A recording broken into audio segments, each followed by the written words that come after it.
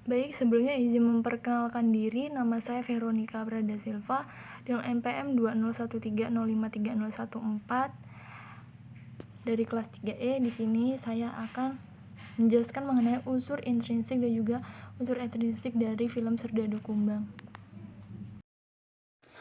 Oke, jadi di sini Ibu akan menjelaskan mengenai film Serdadu Kumbang. Nah, film Serdadu Kumbang adalah film yang menggambarkan mengenai suasana seorang anak yang meraih cita-citanya dengan semangat seperti seorang serdadu atau tentara. Nah, unsur intrinsik dari film Serdadu Kumbang ini yang pertama adalah tema. Nah, tema di sini adalah tema minor, yaitu berkaitan dengan sejarah dan juga pengetahuan yang sangat penting. Bukti dari film tersebut adalah di mana Amek ini ditanya tentang apa kabar Indonesia hari ini. Lalu ia menjawab, Indonesia itu bermain bola. Lalu salah satu teman prianya bertanya tentang Laut Alas. Ternyata itu bukanlah laut, melainkan Selat Alas karena diapit oleh dua daratan atau gunung. Nah, salah satu teman wanitanya juga bertanya, dari Rinjani atau Tambora, mana yang lebih tinggi? Ternyata dulunya lebih tinggi Tambora, tapi sekarang Rinjani. Nah, hal ini dikarenakan dulunya Gunung Tambora itu pernah meletus hingga menghilangkan separuh bagiannya, bahkan sampai mengubur kurang lebih 3 kerajaan. Lanjut, yang kedua adalah penokohan. Penokohan di sini ada tokoh utama dan juga tokoh tambahan. Nah, tokoh utamanya di sini yaitu tokoh yang membawakan pesan dari cerita yang akan dimainkan. Menurut saya sendiri, tokoh utama dari film Serdadu Kumbang adalah Amek. Nah, di sini Ibu akan jelaskan bukti filmnya. Bukti filmnya itu adalah Amek itu muncul pertama kali dalam film dan menjadi pusat dalam film ini. Dia menyalahkan dirinya sendiri supaya semua temannya itu bisa mengikuti ulangan. Di mana ada adegan bahwa Amek ini menukarkan anak kambingnya dengan sebuah handphone untuk menghubungi ayahnya yang berada di Malaysia, sehingga dia mendapatkan operasi gratis untuk mengoperasi bibir sumbingnya. Nah, setiap sore Amek ini selalu berlatih menjadi penyiar berita yang profesional. Kedua adalah tokoh tambahan. Nah, tokoh tambahan ini dibagi menjadi dua. Ada tokoh tambahan sekunder dan komplement. Jadi tokoh tambahan sekunder di sini ada Umbe, Acan, dan Minun.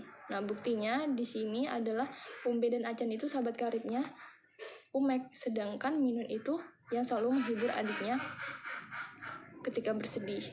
Lalu ada tokoh tambahan komplement. Tokoh tambahan komplement di sini ada Pak Alim, Pak Openg, Ketut, dan Jakaria. Nah, bukti filmnya yaitu tokoh ini muncul, tapi nggak terlalu banyak muncul dan nggak dekat dengan tokoh utamanya.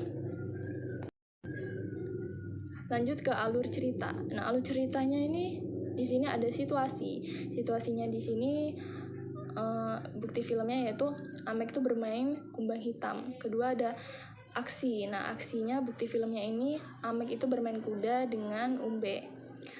Lalu adanya pemunculan konflik. Nah, pemunculan konfliknya di sini yaitu anak-anak itu pada dihukum dan dimarahi oleh guru.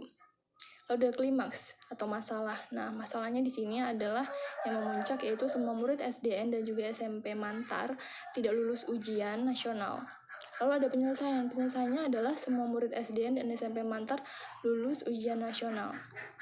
Nah, dilihat dari alurnya sendiri anak-anak, cerita film Serdadu Kumbang ini adalah alur maju. Lanjut kita ke setting. Nah, setting atau latar itu ada tempat. Jadi di sini tempatnya dominan itu di rumah Amek. Di mana bukti filmnya itu Amek menonton TV. Yang kedua adalah di sekolah. Di mana bukti filmnya itu tempat Amek dan juga kawan-kawannya menuntut pendidikan. Lalu ada waktu. Yang pertama itu di pagi hari. Dan di pagi hari bukti filmnya itu Amek itu masih tidur. Terus ada di malam hari, itu bukti filmnya adalah Pak Pin, Amek, dan kawan-kawan. Dan juga Bu Imbuk itu berada di pohon cita-cita. Suasana. Nah, suasana di sini yaitu yang pertama ada duka, di mana bukti filmnya Minun itu meninggal, terus senang, di mana semua anak itu buktinya itu lulus ujian. Lalu ada lagi bingung, di mana Bu Imbuk itu tidak ada di rumahnya, itu bukti filmnya. Lalu lanjut ke unsur ekstrinsik film Serdadu Kumbang, yaitu ada 3 aspek. Yang pertama aspek ekonomi, di mana bukti filmnya adalah Amek menukarkan seekor anak kambing dengan handphone. Kedua, aspek sosial. Aspek sosialnya bukti filmnya itu Bu Imbok membantu orang-orang tua untuk membaca. Dan yang ketiga, aspek moral, yaitu bukti filmnya Amek berkorban untuk teman-temannya agar dapat mengikuti ulangan.